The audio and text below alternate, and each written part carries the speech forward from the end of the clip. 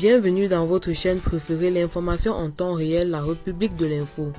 Avant de commencer, n'hésitez pas de vous abonner à la chaîne et d'être courtois dans les commentaires. Du côté du Mali, il y a une différence entre la stratégie qui consiste à tenir des territoires, agir de manière discrète, voire clandestine, bénéficier d'un certain trafic et d'une fluidité de mouvements et des espèces, et de l'autre tenir des villes et des capitales régionales comme Ménaka. Il s'agit ici d'un conflit ouvert. Dans tous les cas, la prise de Ménaka aurait une symbolique très forte.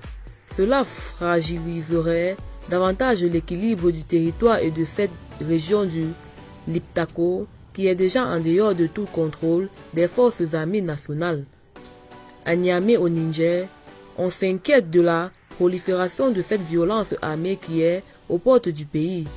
Après, quel serait l'intérêt tactique pour les groupes armés terroristes de prendre la ville? Ils s'exposeraient davantage. Encore une fois, on ne maîtrise pas à distance toutes les dynamiques auxquelles les groupes peuvent être associés. Depuis Bamako, certains qui ont fui la région pensent à ramener leur famille à la capitale pour éviter d'être sous le joug des terroristes ou à la merci de cette instabilité criante. Comme la coopération entre les forces de sécurité des différents pays n'est pas au beau fixe, que ce soit à travers le G5 Sahel ou en bilatéral, ce qui se passe est au final assez naturel. Jérôme Pigné, cofondateur du réseau de réflexion stratégique sur la sécurité au Sahel. En effet, mais on voit aujourd'hui que les gens commencent à fuir.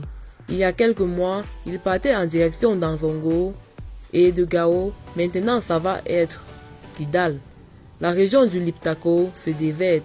C'est un drame parce que cette misère va accentuer les problématiques humanitaires au-delà de la question sécuritaire et des combats à court terme à mener contre les groupes armés terroristes. Eh bien, c'est tout pour cette note d'information. N'hésitez pas de mettre en commentaire vos impressions et à très bientôt pour une nouvelle note d'information.